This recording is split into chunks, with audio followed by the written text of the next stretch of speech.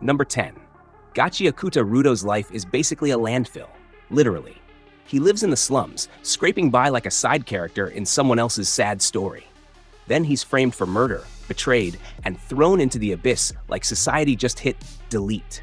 Instead of dying, he finds a world where trash becomes deadly weapons, and survival means fighting monsters born from waste. Rudo goes from human garbage to a walking nightmare, all while plotting revenge that will make the people upstairs wish they'd just stayed quiet. When we meet Rudo, the guy's so low on the social ladder that the rats probably look down on him. Then betrayal comes in, body slams his dignity, and throws him in the trash like last week's leftovers. Down there, he turns garbage into murder weapons, so brutal they make swords look like children's toys. Watching him tear through enemies is pure therapy. You can almost hear the slums cheering every time he swings. Rudo's arc isn't just a glow-up, it's an insult to anyone who thought they could bury him. From trash to terrifying, my man's recycling pain into power. Number 9. Solo leveling. Sung Jinwoo starts as an E-rank hunter, so weak that if you gave him a pocket knife, he'd still lose to a toddler with a stick. Every raid is just another chance for him to embarrass himself and everyone unfortunate enough to party with him. Then betrayal hits, and the system chooses him, giving him unlimited growth. From useless liability to walking apocalypse, Jinwoo's transformation turns him into the guy you pray is on your side. Jinwoo in episode 1? Bro, couldn't even take down a crab without backup. Monsters saw him and started sharpening their claws in excitement. But the dungeon betrayal? That was his enough is enough moment. The system basically threw him a get scary quick starter pack, and he took it personally. Every fight after that is pure disrespect. Dragons get folded like cheap laundry, bosses get one-shotted like tutorial mobs. By the time his enemies realize the glow-up, they're already corpses. Jinwoo went from please don't kill me to you should have run yesterday, and honestly, it's the most disrespectful career change in anime history. Number 8. Arifureta, from commonplace to world's strongest. Hajime Nagumo is so average, you'd forget he was in the class photo. Transported to a fantasy world, everyone else gets cool magic. He gets the magical equivalent of a butter knife. Then, friend betrays him in a dungeon, sending him into the abyss. Down there, he survives by eating monsters, forging insane weapons, and losing every shred of mercy he had. By the time he gets back, he's a nightmare in an eye patch. Hajime's early game stats? Pure embarrassment. He's the guy you put at the back of the raid to carry potions, not fight. Then betrayal yeets him into the pit, and the nice guy dies instantly. This man starts eating monsters like they're chicken wings and forging weapons that make nukes look small. The eye patch isn't cosplay, it's a warning sign.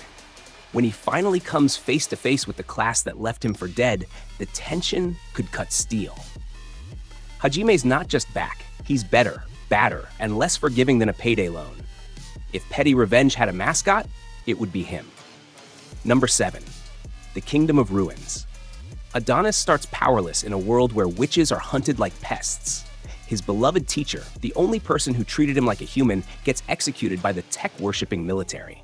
Betrayed by the system he thought he could trust, he spends years simmering in grief. When he returns, he's a sorcerer so dangerous that the same kingdom that broke him starts praying they can survive his wrath. Adonis at the start is soft-spoken, harmless, and rocking the energy of a background NPC. Then the military publicly ends his teacher, and something inside him goes from puppy to apex predator. His magic? Ruthless. His personality? Stone cold. He's not handing out speeches about hope, he's personally handing out destruction. Watching him move through the kingdom like a one-man extinction event is both terrifying and beautiful. The government thought they were writing his ending. Instead, they wrote the prologue to their own funeral. Adonis doesn't just get revenge, he makes sure it's the last thing you ever experience. Number 6. The Rising of the Shield Hero. Naofumi Iwatani gets summoned as a legendary hero, but within a week, he's treated worse than the kingdom's stray dogs. Falsely accused of a crime, abandoned and armed only with a useless shield, he starts from nothing. But betrayal fuels him, and soon his shield becomes a fortress of pure domination, turning Naofumi into the hero nobody can push around. Naofumi's intro is tragic comedy. You're waiting for his big moment, and instead, life just pile drives him into the ground. Everyone else is flexing swords and magic, while he's stuck with a glorified frisbee. But he flips the script hard. The shield becomes the most feared weapon on the battlefield, and Naofumi starts winning so convincingly you almost feel bad for his enemies. Almost. Raphtalia's loyalty plus his sheer willpower turns every fight into a lesson. Underestimate me once, and you'll regret it forever. By the end, the kingdom's respect isn't optional, it's mandatory. The shield hero is nobody's punching bag anymore. Number 5. Tsukimichi, Moonlit Fantasy. Makoto Misumi gets summoned to a fantasy world, but the goddess in charge instantly hits him with a "you're ugly" and kicks him out. Betrayed before he can even say hi, Makoto's left to fend for himself. Turns out his leftover powers are absurdly broken, and he builds his own alliances, territory, and power without needing divine approval. Makoto's betrayal is divine-level petty. Imagine being called to save the world, only to be told, "Nah, you're not cute enough." But this man's so overpowered, he casually destroys monsters that could solo armies. And the goddess? She's probably watching from her little celestial balcony, furious. Makoto isn't even trying to play by her rules. He's building a squad so OP they could overthrow heaven itself.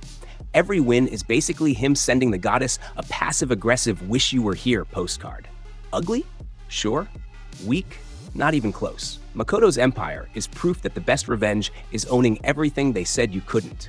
Number 4. Blast of Tempest. Yoshino starts as the quiet best friend type. The one you forget is in the room. Then Mahiro's sister is murdered, and they get pulled into a magical war involving 2 giant trees that can reshape the world. Yoshino can't fight like the others, but his manipulation and strategy turn him from passive bystander into a game-changing mastermind.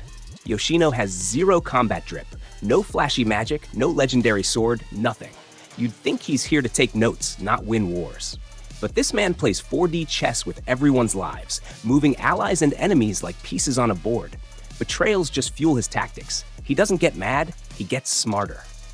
By the time you realize he's been pulling your strings, your role in the story is already over. Yoshino's proof that you don't need to be the strongest. You just need to be the one writing the playbook everyone else is unknowingly following. Number 3. The Executioner and Her Way of Life. Mitsuki's summoned to a fantasy world thinking he's about to be the main hero. Reality check. The kingdom betrays him before he can even unpack, and the friendly priestess Menu? Yeah, she's planning to kill him. But Mitsuki's not the easy prey they think, and his very existence shakes the foundations of their entire world. Mitsuki speedruns betrayal like he's going for a Guinness record, summoned, backstabbed, and targeted for execution in minutes. He looks like your standard clueless newbie, but his true power flips the predator-prey script in record time. Menu thinks she's hunting him, but really she's just auditioning for his People I'll Destroy Later list. Watching Mitsuki turn the tables is addictive. He doesn't just survive, he makes surviving look like a side quest on his way to breaking the whole game. Betrayal might have started his story, but fear is how he's going to finish it. Number 2. Grimoire of Zero. The Beast-Fallen mercenary's been betrayed since birth. Half man, half beast, hated by everyone. When Zero offers to make him human in exchange for protection, he agrees. But on the road, he learns that his so-called curse might actually be his best weapon when real danger appears. This man's whole life is one big rejection letter from society. People see him and instantly cross the street. His goal? To be human. But traveling with Zero starts to show him. Why downgrade? His beast form is terrifyingly effective, and once he starts owning it, his enemies start treating him like a natural disaster. The shift from ashamed outcast to confident powerhouse is perfection. The message? Sometimes the thing you hate most about yourself is the exact thing that makes you untouchable.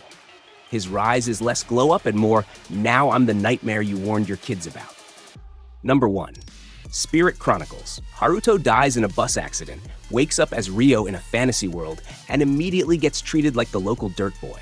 Orphaned, poor, and friendless, his life is a constant cycle of betrayal, especially after his mother's murder.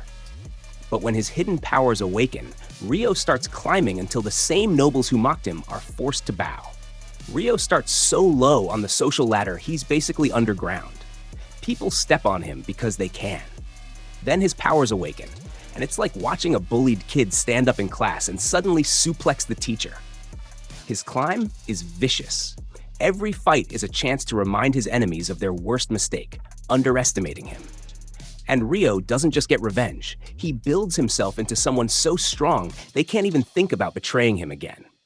It's the type of payback that makes you want to stand up and slow clap. And that's the list. 10 anime where betrayal took weak boys and turned them into monsters their enemies can't sleep thinking about. From trash pits to royal courts, every one of them proved weakness is temporary. Which glow-up made you cheer the loudest? Drop it below and stay tuned. We're just getting warmed up.